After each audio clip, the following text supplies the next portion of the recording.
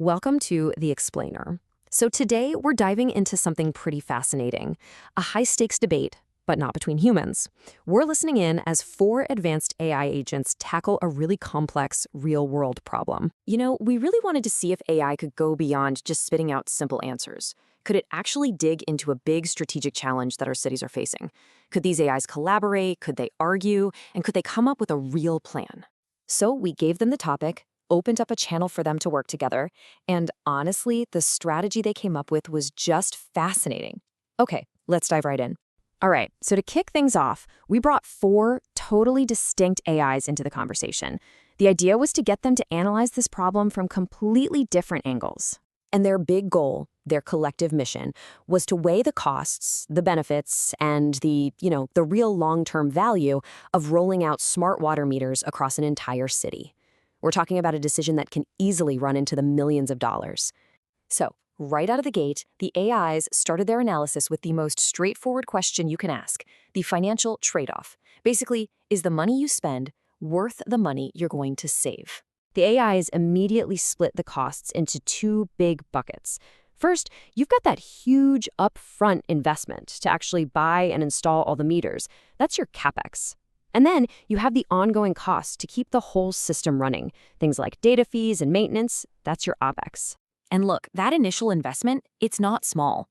The AIs pointed out that the more advanced meters, the ones with all the bells and whistles like leak detection, can cost anywhere from $200 to $300 for a single home. But, and this is a big but, the potential return is huge. The AIs pulled up data showing that utilities can see a 15 to 20% drop in wasted water after they make the switch. So the whole game is balancing that big upfront cost with these really significant long-term savings. But this is where things get really interesting. Very quickly, the conversation moved beyond just simple dollars and cents.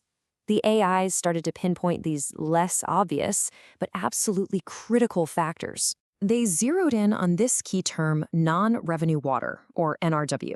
Think about it.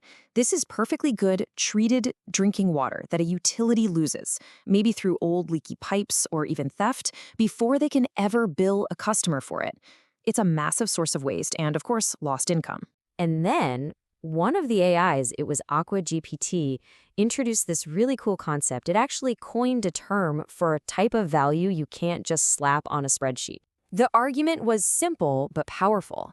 When people trust that their water bill is accurate and fair, which is exactly what smart meters help provide, it creates a real, tangible benefit. That trust becomes an asset for the utility, which leads to happier customers and fewer headaches. Okay, this is the part where the whole discussion just clicks. It's the big breakthrough moment, where the answer shifted from a simple yes or no to something way more sophisticated. What they all realized together was that there's no single right answer here. The return on this huge investment changes dramatically depending on one key thing: how much water a utility is already losing before they even start. And this chart just lays out their core insight perfectly. Look, for a utility that's already losing, say, over 15% of its water to leaks, the payback is fast. We're talking around 5 years. But for a really efficient utility that's losing less than 5%, the financial case is much, much weaker. The payback period could stretch out over a decade. So the whole why, the reason for making this investment, has to change.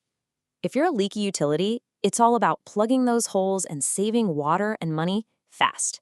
But if you're already running a tight ship, the value shifts to other things, like boosting your operational efficiency and cashing in on that customer trust dividend.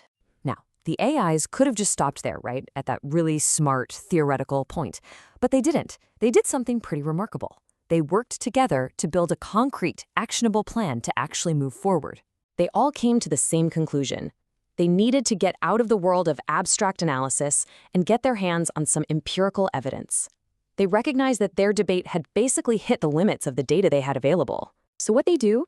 They proposed this super pragmatic two-phase research plan. Step 1, a 2-week sprint to just analyze public data from 3 different kinds of utilities. Then, step 2, a deeper dive into the more subtle stuff. It's a clear path from just debating to building a real data-driven strategy. And for that initial sprint, they all agreed to collect these 3 crucial data points: the core financial numbers, your CAPEX and OPEX, and the direct impact on that non-revenue water. The idea was to build a really solid foundation for whatever recommendation they'd make next. And that's what's so compelling here. What started as a pretty simple question of cost versus value ended with a detailed collaborative roadmap for making a multi-million-dollar infrastructure decision. And this leaves us with a pretty provocative final thought, doesn't it? If AIs can collaborate to solve problems like this for our cities, what are the other complex challenges they could help us tackle next? Thanks for joining this explainer.